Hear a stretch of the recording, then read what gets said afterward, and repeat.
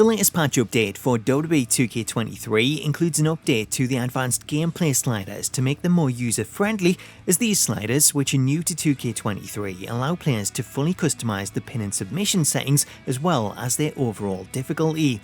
Whether you're someone who is finding the pin system to be too hard and you're struggling to kick out, or you're someone that finds it too easy and you want more of a challenge, then we're going to run through all of the new options and show you some examples of how they work so that you can tailor them to your own needs.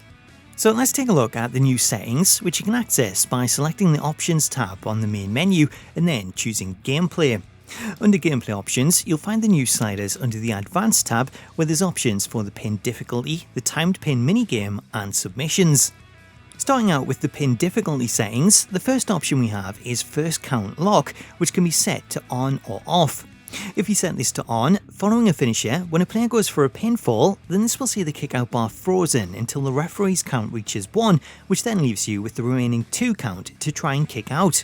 Alternately, if you leave this setting off, then the kickout bar will be active the entire time, meaning you can kick out of a pinfall before the ref counts to 1. The next set of sliders all refer to how strongly signatures and finishes will affect the difficulty of pinfalls. These settings are split into two, as we have player settings that affect how hard pinfalls are for human players, and AI settings that affect how hard pinfalls are for the AI. The first of these sliders is Recent Finisher Influence, which determines how difficult a pinfall is in the seconds after receiving a finisher. By default, this setting is set to 50 out of 100, however players can set this as low as 0 or as high as 100. To show how this affects the difficulty of a pinfall, here's a comparison that shows the influence set to 0, 50 and 100.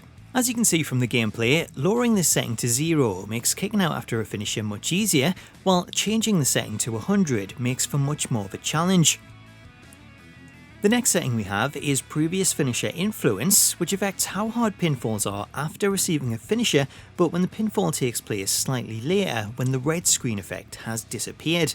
To give you an example, say John Cena performs an attitude adjustment, but he doesn't go for the pinfall straight away. Instead, he carries on with the match and then after a few regular moves decides to go for a cover. This is where the setting for Previous Finisher Influence will come into play, as this setting will determine how challenging it is to kick out of the pinfall. To give an example of this setting, again using 0, 50 and 100, here's how each of the settings compares. As you can see, the low setting makes it very easy to kick out, and the default 50 setting is still quite easy, while the 100 setting makes kicking out more of a challenge. This setting only works in relation to the first 2 finishes received, as 3 or more finishes has its own setting, which is Previous Finisher Influence 3+. This setting works in exactly the same way as the previous setting, though this one affects the difficulty after 3 or more finishes have been received. To show an example for this situation, in these clips, Cena's performed 3 finishes to Roman and has then gone on to perform several regular attacks before going for a pinfall. Along with the finisher options, we also have sliders for signature moves, with these sliders working in the same manner as the finisher sliders. To run through them, there's Recent Signature Influence, which determines how hard it is to kick out of a pinfall which takes place straight after a signature move. We have Previous Signature Influence, which determines how hard it is to kick out of a pinfall that takes place more than a few seconds after the signature is performed, and then Previous Signature Influence 3+, which is the same as the last option, but only comes into play after 3 or more signatures have been performed. The last of the difficulty settings is Post Kickout Damage Recovery, which adjusts the impact of lasting body damage while recovering after a kickout. Switching to the timing pin minigame options, these sliders offer players even more control over the difficulty of pinfalls, with options to adjust the size of the indicator flag, the size of the kickout zone, and the kickout zone speed. The easy settings relate to pinfalls that are unlikely to end the match, such as pinfalls that take place at the beginning of the match when the defender's at full health, moderate settings which apply to pinfalls that take place after moderate damage is received but when the defender still has a greater chance of kicking out, and then the difficult settings that relate to pinfalls that could potentially end the match when the defender is low on health. To show an example of how these settings affect the gameplay, this example shows how the easy pin bar looks when the flag speed is set to 0, 50 and 100. Going off the example, you can see that lowering the setting to 0 will drastically slow the speed, while setting it to 100 makes it a lot faster. If we use a similar example for the kickout zone size, then you can see that there's a big difference here too, as the 0 setting makes things a little bit harder, while the 100 setting completely fills the kickout bar so that you'll always be able to kick out. If you have young kids that are just getting into the game and they're struggling with pinfalls, then setting this option to 100 is ideal, as it means that they can play the game without being pinned in the early stages. The last of the easy sliders is the kickout zone speed, which determines how quick the kickout zone will move across the pin bar. To show an example, here we have the settings set to 0, 50 and 100, where you'll notice that the 0 option freezes the kickout zone in place, which is similar to how the timed system was in 2K22, while cranking the setting up to 100 will see the kickout zone moving a lot faster.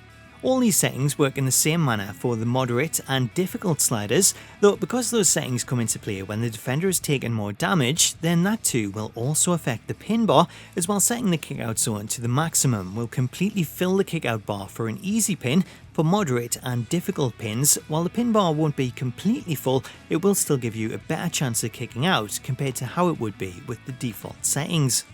Moving on to the submission settings, the first option we have is Cancel Threshold, which can be set to on or off. When this setting is turned on, players can use the cancel option to cancel a submission at any point during the hold. However, if this option is turned off, then the cancel option will disappear when the defending player is close to escape.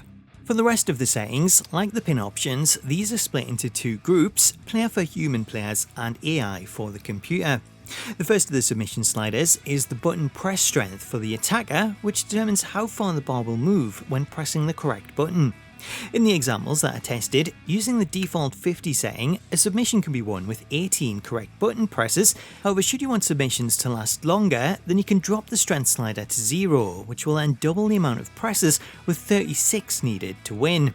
Alternately, if you want quicker submissions, if you set the strength slider to 100, then it'll only take 9 correct button presses to win. Switching to the defender button press strength, this works in the same way, with the default 50 setting requiring 10 correct presses to escape, 0 requiring 15, and 100 just 5. Moving on to the penalty options, this setting should see you lose ground when pressing the wrong button, though from the tests that I did, there didn't seem to be any penalty regardless of what this slider was set to. So to sum up the submission sliders, if you want longer submissions, set the strength sliders low, however if you want quicker submissions, set them high. So that's a full run through of the new pin and submission sliders in WWE 2K23. As you can probably tell, there's a lot of depth as to what you can do with them, as players have complete control over how the pin system works and how difficult it is to kick out. In terms of suggestions, if you're struggling with the default pin options, I would suggest setting the kickout zone speed to 0 so that the kickout zone always stays in the same position, as I found this to be much easier, with this setting being the same as the timed option from 2K22. If you have really young kids playing that are new to the game, then I'd also suggest increasing the kickout zone size slider and setting that to the maximum, then lowering the flag speed and setting this to 0, as this will make it a lot easier for them to kick out, and it'll ensure that they don't lose the match early on after a basic move, as the pin bar will be completely full. Alternately, if you're looking for more of a challenge, I found setting the kickout zone speed to 0 and the flag speed to 100 to be pretty challenging, as it all comes down to timing. Or if you want to go one step further and make things insanely hard, then I would suggest setting the flag speed to 100, the kickout zone size to 0 and the kickout zone speed to 100, and that'll make for an almost impossible situation, especially when you're on low health. So that's a full breakdown of the sliders and some examples that you can try. If you do try them, let me know how you got on in the comments and if there's any slider suggestions that you have for players to try. Until next time though, thank you so much for watching this video, have yourself an awesome day, and I'll catch you later.